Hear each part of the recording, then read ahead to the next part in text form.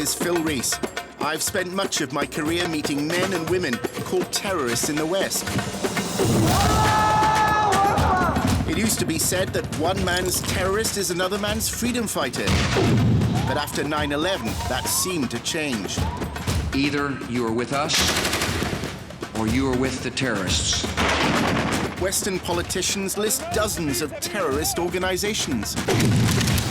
I'll be breaking bread with those labeled terrorists by the West and ask, when does a man have the right to fight without being called a terrorist?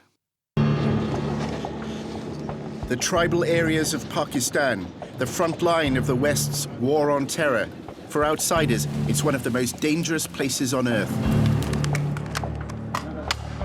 At a secret location, a rare interview with a senior Taliban commander. These men believe their duty is to expel Western armies from nearby Afghanistan. If you follow the right path, you are my brother. But if you follow Bush, you will face suicide attacks. We will run you over with a vehicle. We will chop off your head. I will even sacrifice myself.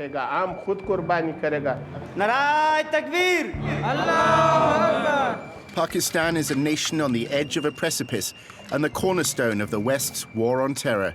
The specter of having 166 million who fall to extremism, that seems to indicate to me that all of South Asia could be ablaze.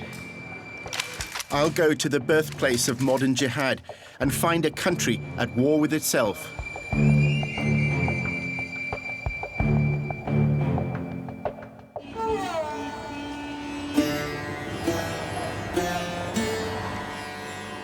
Pakistan is a nuclear power with an unstable government. According to the West, it is also home to the leadership of Al-Qaeda. After 9/11, the United States told the Pakistan government that it must play a pivotal role in the West's war on terror. But this is deeply unpopular amongst the people of this conservative Muslim nation. I'm heading for the western reaches of Pakistan, the northwest frontier. We're on our way to Peshawar, a town on the frontier with Afghanistan. It's also on the front line of the West's war on terror and a staging post for the rebellion against Western forces in Afghanistan. The frontier province is the home of the Pashtun people. For centuries, they've battled invaders who tried to control their lands. Peshawar and its people have been shaped by this violence.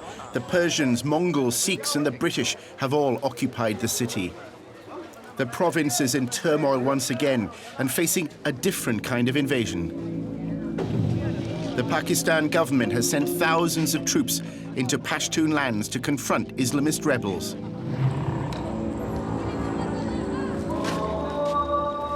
On the outskirts of Peshawar is one of the largest religious schools in Pakistan. The pupils are known as Taliban, the Arabic word for a student of Islam. It's presented by much of the Western media as a factory for terrorists. I first came to the Jamia Hakana Madrasa in 1988, when it was at the center of the call for a liberation struggle, jihad, against the Russian occupation of neighboring Afghanistan.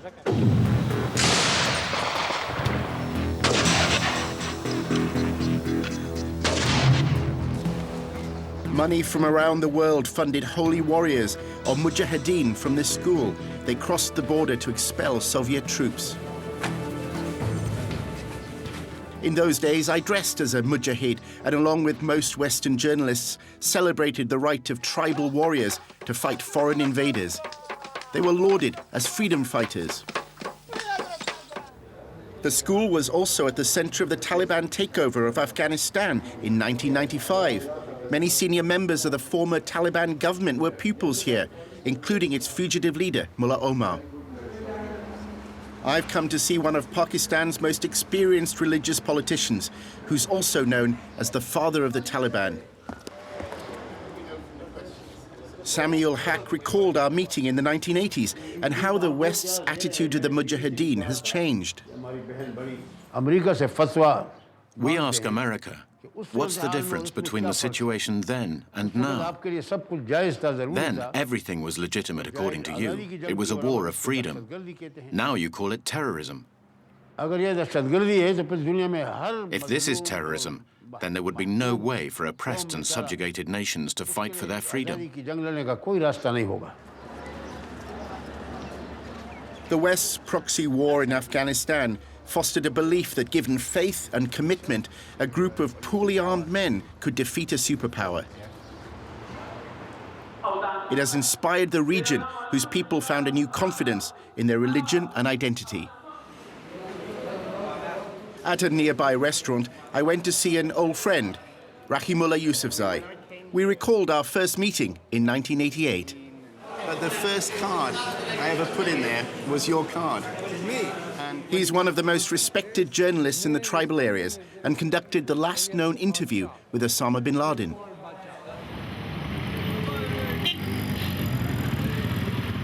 He's taking me back to a district of Peshawar where 20 years ago he told me an important story was unfolding.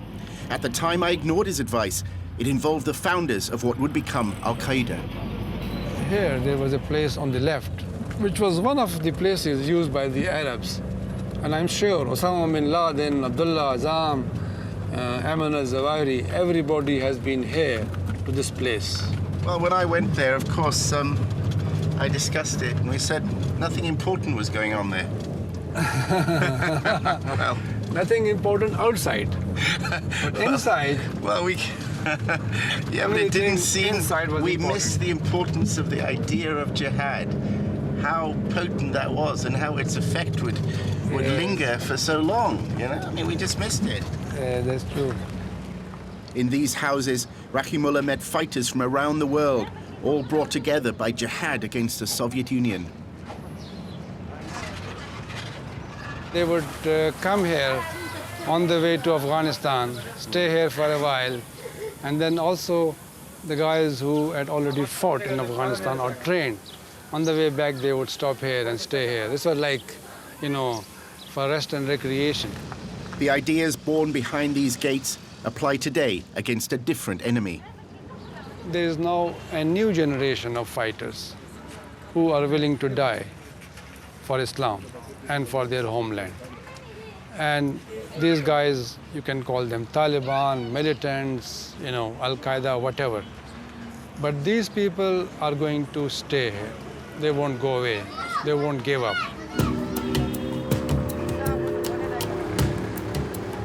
At the far side of town, a border crossing on the road to the Afghan capital, Kabul. It's a vital transit route for NATO forces fighting the Taliban and Al-Qaeda in Afghanistan. On the other side of the border, some 100 kilometers away, the United States Army has stationed troops in the desolate Korangal Valley. Make sure that you're actually looking and scanning to identify weapons or them carrying stuff. Don't just try to shoot somebody because you see them, a group of dudes walking. I'm joining 30 US troops at an isolated base on the front line of this war, Firebase Vegas. There are reports that Taliban forces are in the area. 40 individuals is what the report's saying, staging for one of the bigger attacks on Firebase Vegas. So it's going to be important that everybody's on their game this morning. Let's go.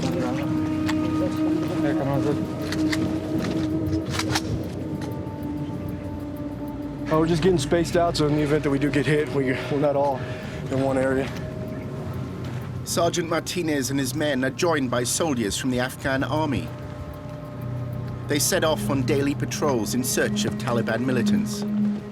Their main task is to cut off supply lines for fighters and weapons brought in from Pakistan. The border is only 20 kilometers away.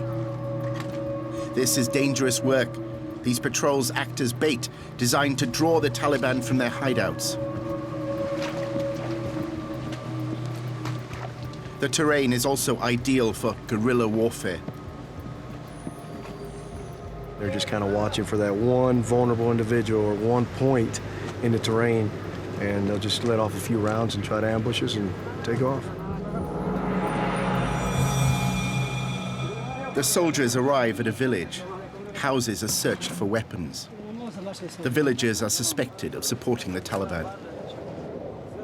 These are the same Pashtun people as in the tribal areas of Pakistan. They share a language and culture. The border means little to the people here. While there is no Pashtun nation on a map, the people are fiercely proud of their identity. They see outsiders on their land as an insult to their honor.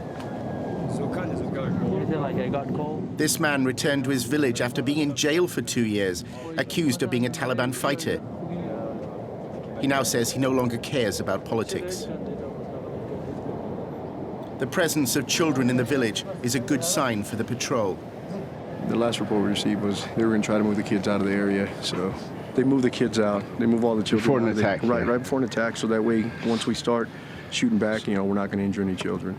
That's if they coordinate it well with the elders. If not, you see how easy it is. Some individual can come down here, shoot at us from the top of this house and take off. And where are we returning fire to? The top of this house. Suddenly, the patrol receives reports of Taliban spotters watching them in the tree line. So you think they're watching us? Oh, definitely. They already know we're here. So we don't want to stay in one area. We want to stay static so that way, they can't fix us. The platoon's tour of duty will last for a further 6 months, but the US involvement in Afghanistan will be much longer. Do you see an end game to the war on terror here? Honestly, I think we're going to have to get to the people that live here. But if we have insurgents continuously coming in the valley and bringing weapons and all kinds of stuff in here, it's not going to end. So we definitely need the villagers that live here or the Korangalis that live here in the to be on your side. To be on our side. We're not asking them to fight. We're asking them to tell us when these guys are coming. But that's not happening, is it? That's definitely not happening. So that makes our jobs a lot harder. Next, I'll speak to the militants crossing the border to fight the Americans and examine how the West's war on terror is causing turmoil in Pakistan.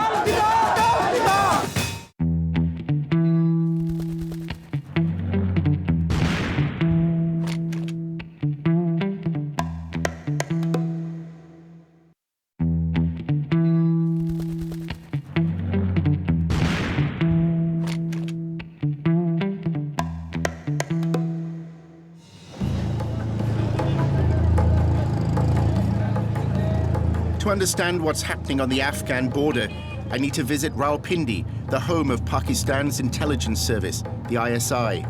The ISI nurtured the Taliban in the 1990s and has a central role in events now unfolding. Pakistan claims to be an American ally in its war on terror, but not everything here is what it seems. I've come to a gated community full of mansions. It's an estate for retired generals.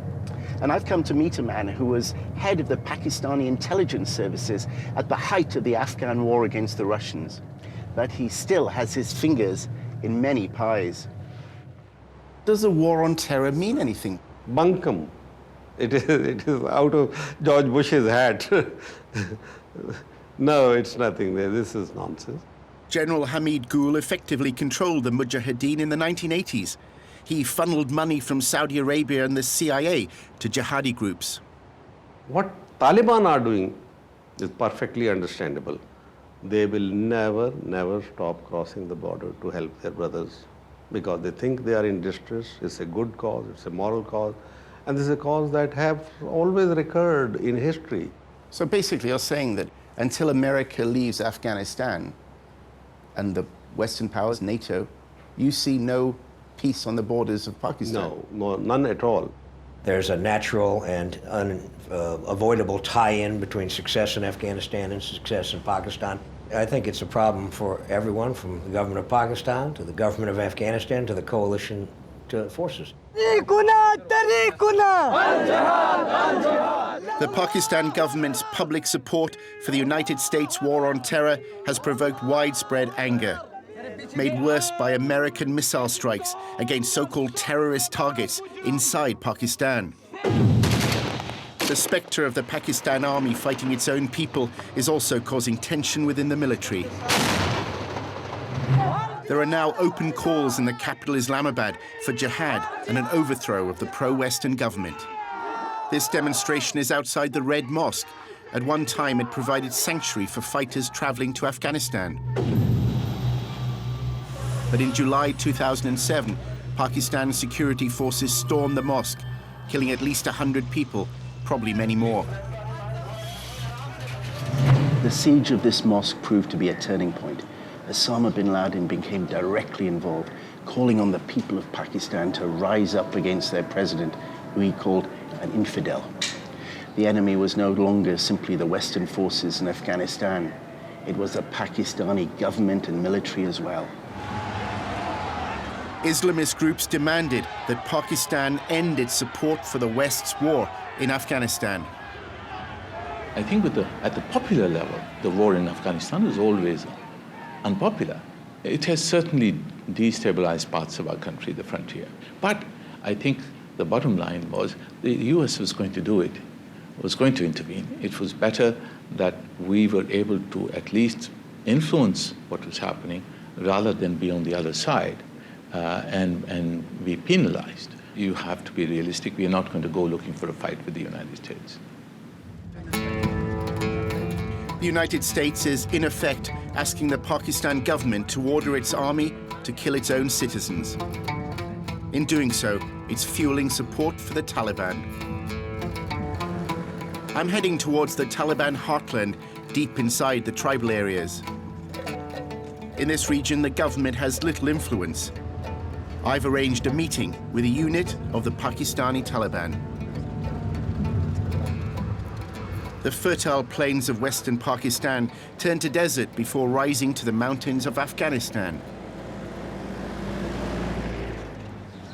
The first stop on my journey was a school run by a local politician, Shah Abdulaziz.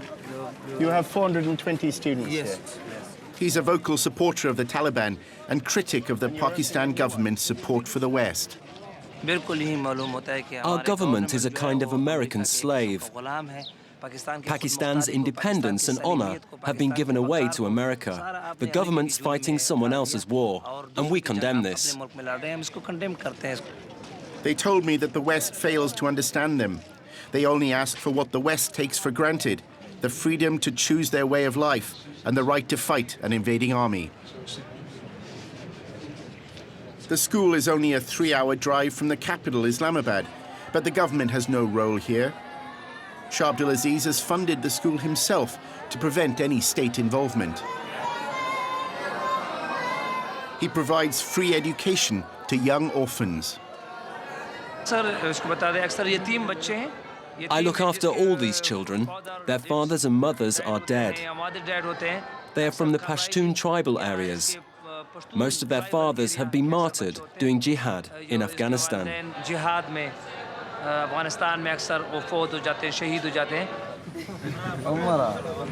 That's the style. Okay. Then you put it on me. Is that right? Is that perfect? That's good. Well, shukriya. Thank you. As evening drew in, I was taken to a location that I was told not to divulge. A Taliban commander and his unit had arranged to meet us on the following day. Well, we've been traveling all day, and we've reached this safe house here. I'm not exactly sure where we are, but this is our bed for the night, with the open skies above us.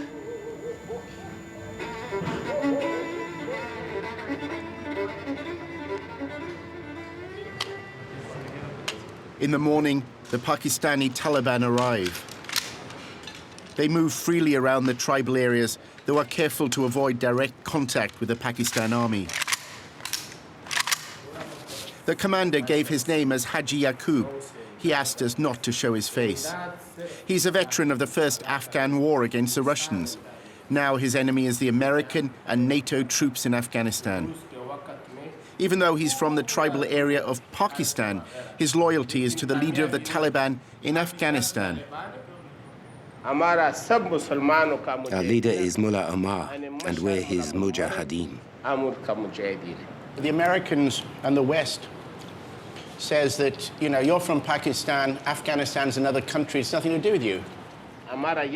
There is no difference between us, no division between Afghanistan and Pakistan. If it is jihad, jihad is compulsory. Non-Muslims and their friends are wrong to think that Afghanistan and Pakistan are separate. We are Muslims wherever we are, even Muslims in China. We support them.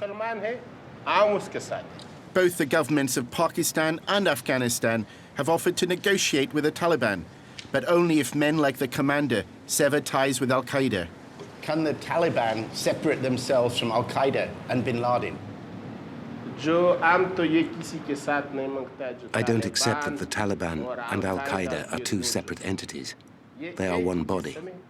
Firstly, they're Muslims, and secondly, they're brothers in jihad. These people came here 35 years ago. They got married here, and we gave them our lands. They're not foreigners. They're Muslims, and they're mujahideen. The West says that it will be in Afghanistan for generations. How do you see that unfolding? I think they have become insane. When one Talib is martyred, 50 more will take his place. Nobody has told me this. I've seen this myself. I tell the Europeans and Pakistanis, don't think that by dropping bombs you will finish the Taliban. No way. If they come with the right attitude, these issues could be resolved by talks, not war. Muslims have a great sense of honor. We are Pashtun. We are not afraid of war.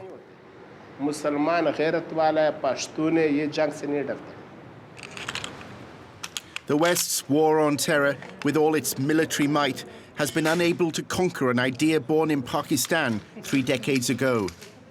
Instead, the war has united the Pashtuns behind jihad and allied them with the West's enemies. Not all the Pashtuns are involved in the militancy or the insurgency, but the general sentiment of the population has now become anti-foreigner. And it's a bad environment in which to fight a counterinsurgency. There was no need to push them into the quarter of the Al-Qaeda. Well, we've managed to do that now. Narai Takbir! Allahu Akbar! The more the West puts pressure on Pakistan, the greater the dangers of a full-scale civil war and the possibility that Pakistan turns on the West. All we have to say is we declare jihad. Then the Muslim youth from all over the Muslim world will rally. This is just one hair breadth which divides at this moment, because things have come to a stage, to a threshold, where if jihad is declared by a state authority, then it's going to be a very, very big affair. It's going to be jihad international.